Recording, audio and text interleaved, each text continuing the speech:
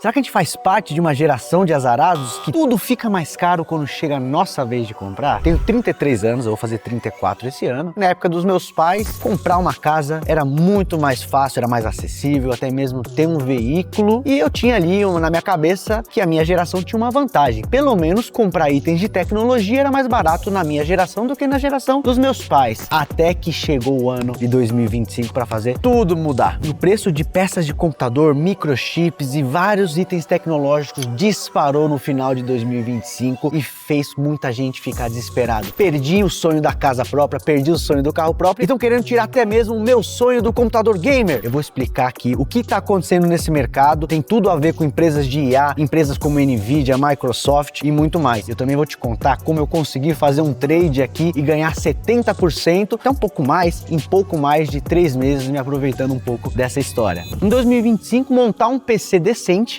ainda era uma decisão de compra normal. Em 2026 virou uma tese de paciência e em alguns casos até de autoestima. Você entra num site para comprar 16, 32, 64 GB de memória RAM e tem a sensação de que o carrinho virou uma parcela de uma casa financiada. E o mais irritante é que a explicação mais repetida é sempre a mesma. Oferta e demanda, oferta e demanda. Isso é verdade, mas é uma verdade pequena demais ou até mesmo simples demais para explicar o porquê disso está acontecendo e por que esse efeito pode perdurar ainda por bastante tempo. E praticamente é a combinação de algumas forças encaixadas como dominó, uma empurra a outra. A frase que resume tudo é simples: a memória mudou de dono. E o dono agora não é quem monta PC em casa, é quem assina contrato de bilhões de dólares para construir data centers pelo mundo. E antes de explicar os conceitos, deixa eu colocar todo mundo na mesma página, porque eu sei que muitos de vocês não entendem de computador gamer, não sabem o que são essas peças que eu estou mencionando, né? Primeiro vamos separar aqui. Quando a gente fala de memória, a gente tem tipos diferentes de memória. Você tem a memória que é mais ligada com a capacidade de processar coisas simultâneas, né? A memória RAM do computador. É a memória de trabalho, é o que deixa você abrir 1000 abas ali do seu navegador ao mesmo tempo, enquanto roda um jogo, edita um vídeo, compila um código, sem o sistema engasgar, né? Fica congestionado. E o segundo tipo de memória é o conceito de disco rígido, né? Memória de armazenamento, que aí tem ali os HDs antigos, a memória SSD, que é onde você vai guardar os teus arquivos, vai deixar eles salvadinhos ali no computador. E a crise que a gente está narrando aqui afeta esses dois tipos de memórias. Na verdade, afeta muitos tipos de semicondutores, chips e peças que são ali a matéria-prima para que a gente fabrique esse tipo de componente de maior valor agregado. Pessoal, não é novidade para ninguém esse boom, né? Essa popularização da inteligência artificial. Não à toa a gente vê esse segmento investindo e muito em crescer a sua capacidade de produção, as suas estruturas, por exemplo, de data center, né? Eu fiz um vídeo aqui no canal da Finclass não faz muito tempo sobre os REITs, os fundos imobiliários norte-americanos. Eu disse que um dos setores que está mais valorizado é o setor de data center. Então você compra ali um galpão, você enche ele de prateleiras de computadores de alta geração com chips de alta capacidade de processamento. E essa tendência que não para vai fazendo com que os fabricantes direcionem a produção para abastecer essa grande demanda que está existindo e que deve continuar existindo no futuro. Tá, mas o que isso tem a ver com o meu computadorzinho gamer, que eu só quero jogar o meu joguinho? Aliás, conta aí embaixo se você é gamer como eu, já me fala que jogo você joga aí pra gente bater um papo de nerd aqui. O data center, né, as aplicações tecnológicas de alto valor agregado não usam as mesmas peças do seu computador, não exatamente. Então, por exemplo, memória RAM, hoje, computador caseiro, a gente utiliza uma tecnologia chamada DDR5, que já foi uma grande revolução em preservação de energia e de capacidade ali em relação à tecnologia antiga. Só que o data center, ele utiliza algo de maior valor agregado. É como se fosse um chip que você pudesse empilhar várias memórias RAM uma em cima da outra, num espaço menor do que a própria memória RAM, mas com uma capacidade muito maior. E é claro, né? É uma tecnologia muito mais cara que é utilizada para quem realmente precisa desse tipo de capacidade. Você não vai precisar, pelo menos não ainda, na tua casa ter esse nível de tecnologia. Só que o fabricante é o mesmo para os dois, para fabricar o teu chipzinho que vai lá no computador e para fabricar esse chip super requintado que vai ali para os galpões de infraestrutura de IA, por exemplo. E aí você precisa escolher, se eu tenho só uma capacidade produtiva, vamos pensar aqui numa padaria. O seu João tem a padaria dele e tem um forno que tem uma capacidade de assar tantos pãezinhos num dia. E se chega ali um grande restaurante e fala: olha, seu João, eu quero que você fabrique um pão especial aqui para minha padaria, ele é diferente aqui, mas eu quero comprar um lote gigantesco de pão. Aí o seu João olha lá: olha, eu vou ter que parar de fazer o pãozinho francês pro meu cliente normal, porque agora eu tenho um belo de um contrato aqui com um restaurante que vai utilizar minha capacidade de produção. Eu vou ter que só fazer pãozinho pro restaurante agora. Então é uma analogia que mais ou menos conta essa história. Os fabricantes precisam atender essa demanda que vem dos grandes contratos, porque essas empresas, eu tô falando de empresas gigantescas, Nvidia, Microsoft, Google, Meta, elas fazem contratos bilionários e se comprometem por muitos anos em comprar daqueles fornecedores, até porque não tem muitos fornecedores nesse mercado. E aí você que só queria conquistar o sonho do seu PC gamer próprio fica na mão, porque faltam peças, mas a demanda continua existindo. Quando você tem uma oferta muito menor do que a sua demanda está puxando, a gente tende a ver o quê? Encarecimento de preços. Então as coisas começam a fazer sentido aqui. Ai, pessoal, isso aqui não é uma teoria da conspiração, não é só achismo. As próprias empresas começaram a comunicar para o mercado essa intenção em focar mais em grandes clientes estratégicos. Vou dar um exemplo aqui. Você tem ali um segmento de peças de tecnologia que você tem 3 principais fabricantes, né? Os mais conhecidos aqui, a Micron e a Samsung. E a Micron anunciou que vai pivotar o seu business para focar especificamente em clientes grandes e estratégicos. E ninguém precisa ser gênio para imaginar que eles estavam falando dessa indústria de IA. Então sai do mercado um dos 3 fabricantes que existiam. Gera ainda mais pressão nos 2 que continuam. E dão a eles o poder de repassar preço. Que se a demanda existe, o fabricante não tem muito motivo de baratear o custo dele, né? Ele tem, na verdade, o incentivo de aumentar esse preço. Até porque, muitas vezes, você também depende de comprar matéria-prima de lugares que também estão encarecendo. Então, vou dar um exemplo aqui para vocês. A gente tem uma empresa situada em Taiwan que se chama TSMC, Taiwan Semiconductor Manufacturing Company, uma empresa extremamente importante porque ela faz produtos que ninguém mais no mundo faz e ela é responsável por vender cerca de 60% de todos os microchips que são utilizados no mundo. Então você pega uma marca gamer consolidada, ela não fabrica todos os componentes ali daquela memória, por exemplo. Ela compra uma peça ou outra de outros fabricantes. Por acaso ali a TSMC costuma ser um fabricante comum para várias dessas empresas de tecnologia. A gente já começa a entender também um detalhe geopolítico aqui, né? Taiwan é um território que luta ali por uma certa independência, mas tem muita influência da China. Então Estados Unidos e China estão travando uma batalha ferrenha nos bastidores pela influência de Taiwan. Se a China tomar de fato controle ali da ilha de Taiwan, pode controlar muito o abastecimento de microchips para o mundo. China e Estados Unidos disputam essa briga secular pelo poderio tecnológico do mundo. Então quem tiver a influência sobre Taiwan ganha um grande poder. Quando um fornecedor relevante diz, eu vou deixar de apoiar aqui o abastecimento do consumidor doméstico e focar no que dá mais dinheiro, ele está dizendo para o mercado inteiro qual cliente que manda, na verdade. E ele também reduz uma fonte de oferta direta para o varejo. Além disso, tem um efeito indireto. Muitas marcas que você vê no varejo, como eu já falei, não produzem esse chip. Elas montam os módulos, encaixam ali as peças que foram compradas de terceiros e aí vira uma bola de neve tremenda. Quando a torneira aperta, todo mundo disputa a mesma água. E aí você entra numa fase que o consumidor tem menos opção, o preço tem menos concorrência real para segurar, os contratos grandes ficam mais valiosos e a prioridade do varejo fica ainda menor. E aí alguém pergunta, mas se tá caro, por que eles não expandem a capacidade produtiva e resolvem isso para equiparar oferta e demanda? É só você produzir mais. A resposta ela não é tão simples, porque a indústria de memória, de tecnologia, ela tem traumas passados. Já viveu ciclos de queda brutal quando expandiu demais essa capacidade produtiva e a demanda caiu depois. Pensa que para você poder produzir mais, tem que investir em maquinário, tem que investir em pessoas qualificadas. Eu mencionei aqui a TSMC, você tem máquinas lá de fazendo ali a litografia, que é o desenho, aqueles risquinhos, os canais condutivos de um chip. Tem máquinas que custam bilhões e bilhões de dólares e que tem poucas pessoas no mundo capacitadas para manusear uma máquina dessa. Então não é tão simples, exige um grande investimento você aumentar a sua capacidade produtiva. E é claro, pessoal, também tem a questão de estímulo. Se eu estou ganhando mais dinheiro com a dinâmica atual, por que eu vou tomar o risco de gastar mais dinheiro, sendo que eu não sei se a demanda no futuro vai continuar igual? A gente viu algo,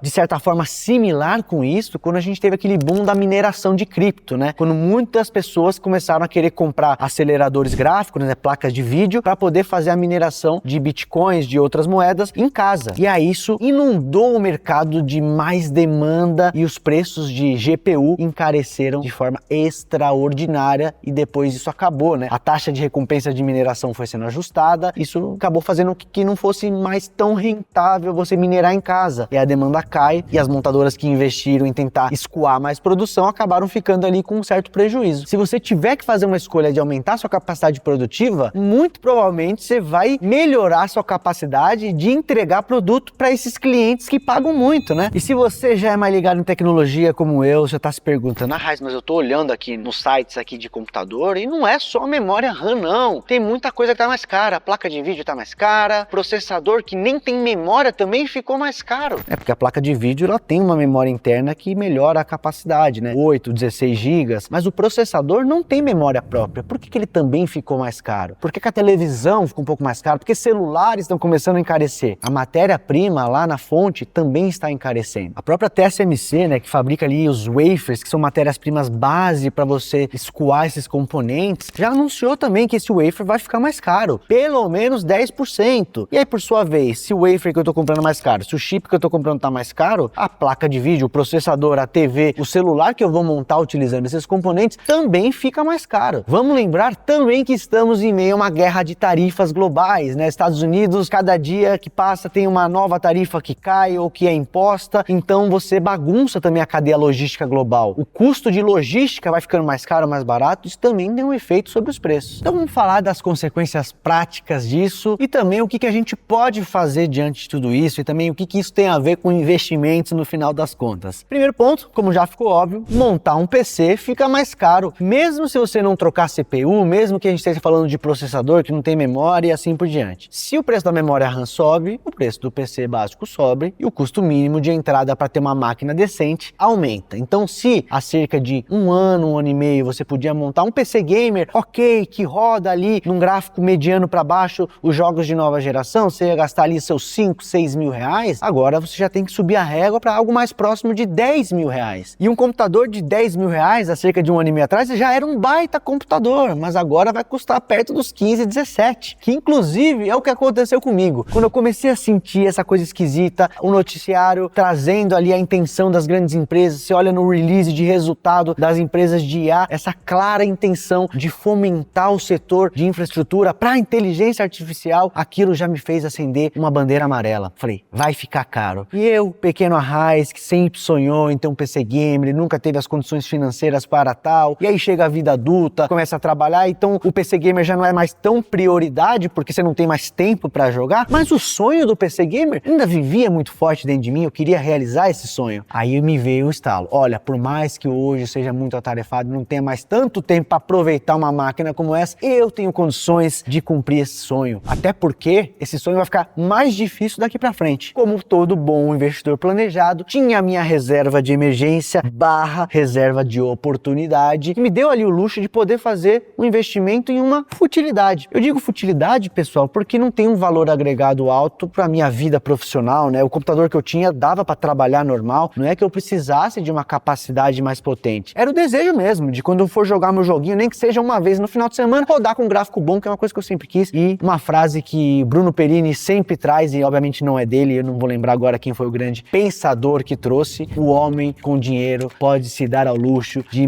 ter decisões financeiramente ruins por mais tempo do que o homem pobre. Então, não estou dizendo que eu sou um homem rico, mas eu tinha um capital que me permitia fazer essa extravagância, vamos dizer assim. E o computador que eu comprei ali há coisa de 3 meses e gastei ali próximo de 10 mil reais no pacote completo, hoje está custando perto de 18 mil reais. A gente está falando de quase 100% de alta, né? 80% para ser um pouco mais exato, num intervalo de 3 meses. E mais, quando eu comecei a pesquisar a tese e perceber essa tendência, até o momento que de fato eu efetivei a compra, eu já notei um encarecimento. Então esse computador que eu paguei 10 mil, ele já estava ali uns 10, 15% mais caro do que há 5 meses antes. Ainda assim consegui fazer um belo trade. Obviamente não estou interessado em vender o meu computador, então nem adianta mandar ofertas para mim na inbox, porque eu conquistei meu sonho, eu vou continuar com ele, mas é interessante saber que eu deixei de gastar um baita valor por estar antenado nessas tendências globais. Por isso que é interessante a gente acompanhar minimamente e ter essas noções econômicas de oferta, demanda, capacidade produtiva, impacto de tarifas, comércio global, que às vezes é um negócio que parece tão distante de nós, mas vai afetar ali um sonho ou até mesmo uma ferramenta essencial, porque eu estou contando o meu caso em que o computador para mim é só um lazer praticamente, mas pensa uma pessoa que trabalha ali com design gráfico e que precisa de uma máquina potente de verdade para fazer edições de vídeo, edições de áudio, etc. Essa pessoa, ela teve a sua capacidade de gerar dinheiro afetada, porque ela tem menos acesso a uma máquina que vai fazer com que ela trabalhe com o máximo da eficiência dela. E não escapa nem quem está procurando ali um PC de segunda mão, porque é uma cadeia toda interligada, né? Se tem uma demanda muito alta por uma memória RAM DDR5, por exemplo, e você não tem abastecimento, não tem estoque, e quando tem tá um preço caríssimo, você vai começar a olhar para outras opções. Eu vou pegar uma mais velhinha, eu vou pegar uma usada, e aí às vezes você não tem uma procedência e acaba fazendo um investimento que não é tão bom, ou tendo ali uma máquina que não é tão potente quanto que você gostaria ou precisaria. E o que fazer diante de tudo isso? Eu vou dar uma dica aqui relacionada à parte gamer da coisa, que é o assunto que a gente está falando hoje, mas a dica principal de hoje é como você, como investidor ou investidora, pode aliar alguns conceitos de investimento para se proteger de alguns fenômenos como esse que eu estou narrando para vocês. Então, o primeiro ponto ligado a PC já subiu muito, mas a tendência é que continue alto por bastante tempo, porque essa demanda por IA deve perdurar. Como eu falei para vocês, o exemplo da Micron, um pipeline de investimento que vai ser entregue lá para 2028. A gente viu também não faz muito tempo a OpenAI, a empresa do ChatGPT, anunciando ao mercado ali uma necessidade de um investimento alto em infraestrutura nos próximos anos, né? Eu não quero aqui ser um especialista, um trader de peças de computador, né? Não leve isso como uma recomendação, senão você vai me xingar depois, mas eu acredito que haja uma tendência de continuar encarecendo ou até mesmo permanecer alto por bastante tempo. Então, se você tá naquela de eu preciso muito desse computador para trabalhar, mas eu vou esperar melhorar o preço, talvez não vale a pena esperar. Se você precisa mesmo para trabalhar, faça esse investimento, assuma esse baque, obviamente se prepare antes para fazer essa aquisição, mas às vezes ficar esperando só vai te fazer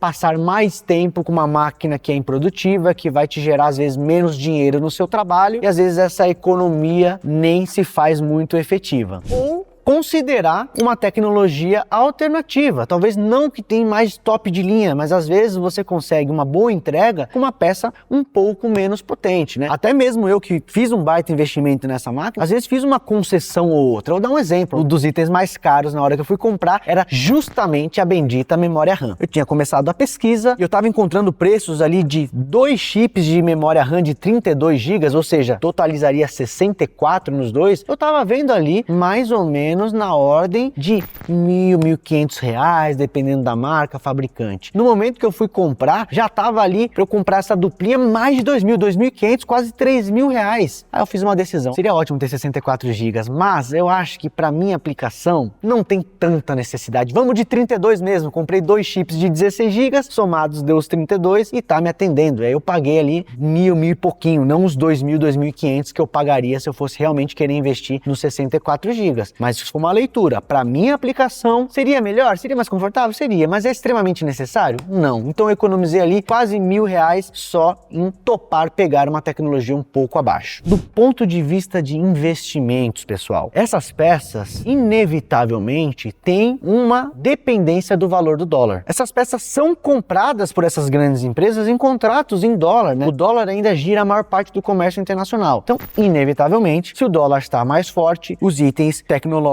ficam um pouco mais caros. E você que já está aqui no canal da Finclass há mais tempo já deve ter entendido o ponto que eu quero tocar. Investimentos internacionais ajudam diretamente a você se proteger de hábitos de consumo que são dolarizados. Isso vale não só para itens tecnológicos, mas para viagem internacional, se você quer fazer a manutenção de um filho que mora no exterior, ou se você mesmo quer estudar lá fora e pagar um curso, desembolsos dolarizados podem ser protegidos se parte da sua carteira também está dolarizado. Eu particularmente acho que a gente tem uma melhor eficiência de carteira se você não compra só o dólar puro para sua carteira, né? Tipo um fundo cambial, por exemplo, mas que você invista em um ativo dolarizado. Com a mesma quantidade de dinheiro, você se expõe a duas coisas. Se eu compro ações da Nvidia, vamos supor que eu compre R$1.000 de ações da Nvidia. Eu tenho R$1.000 simultaneamente expostos à alta que a Nvidia pode ter e também à alta do dólar. Então é o famoso famoso pague um, leve dois. Eu acho que você aumenta a eficiência, ao invés de eu ter que comprar um fundo cambial separado. Eu compro um único investimento que, por ser dolarizado, ele me oferece duas componentes de retorno. Dólar mais a alta do ativo. Isso vale para qualquer ativo dolarizado. Ah, um ETF na bolsa aqui, a Raiz. Mesma coisa. Mesmo que ele seja listado no Brasil, a maior parte dos ETFs internacionais listados aqui te oferece essa proteção cambial. Vamos pegar o mais famosinho ali que existe, IVVB11, para investir no S&P 500. Ele está listado aqui no Brasil, mas te dá exposição cambial. Quando você compra IVVB11, você está exposto à alta das 500 maiores empresas dos Estados Unidos e também à alta do dólar. E nesse caso específico que a gente está falando de tecnologia, de IA, de chips, você pode trazer uma componente de investimento que seja mais diretamente ligado a esse tema. Eu acho que uma maneira segura e eficiente de fazer isso é através de ETFs temáticos. E eu vou te dar aqui algumas opções para você pensar. Obviamente, eu vou te dar um alerta de como fazer isso de maneira segura, mas já vou compartilhar ideias para você que é aficionado por essa tese e gostaria de ter uma carteira que seja mais próxima dos seus ideais, dos seus gostos e vontades pessoais. Pode fazer ali sentido, até porque eu acho que é uma tese secular que deve continuar entregando bastante dinheiro para os investidores no futuro. Obviamente, a gente está suscetível a algum tipo de correção, porque essas empresas se valorizaram absurdamente e muitas vezes o mercado exagera. Tem valor, vai ser a tese do futuro, mas o mercado está pagando demais. Em algum momento tem que ter algum tipo de correção. Isso pode acontecer. E é um dos principais riscos envolvendo teses temáticas. Eu vou falar um pouquinho disso à frente, mas primeiro vou mencionar alguns ETFs para vocês. Inclusive, já falei em lives com assinantes sobre isso, em relatório na Finclass que fala sobre tema de tecnologia. Um dos ETFs que eu vou falar aqui tem um relatório completo na Finclass, que é um pouco do trabalho que a gente faz, né? Tô aqui falando para vocês abertamente no canal do YouTube, obviamente em troca de um like, em troca de uma inscrição no canal, já deixo meu pedido para você dar essa força para nós, mas para gerar essa atenção de um tema importante. E dentro aqui do nosso serviço de assinatura da Finclass, que tem toda a parte de educação, mas também tem toda a parte de análise profissional e recomendação de carteiras, aí a gente tem um foco maior em fazer o nosso cliente ganhar dinheiro com a alocação de carteira, com os ETFs corretos e toda a orientação de como fazer isso da melhor maneira. Então já vou deixar aqui a dica imperdível de você conferir o link que está na descrição para fazer parte dessa comunidade com a gente. Mas vamos aqui para algumas opções de ETFs. Você pode ir na veia na tese de semicondutores, da parte de matéria-prima que gira todo o universo de IA. E eu posso te dar alguns exemplos, como o ETF da BlackRock, o SOXX, que é o iShares Semiconductor ETF. Então ele reúne diversas empresas do mundo que estão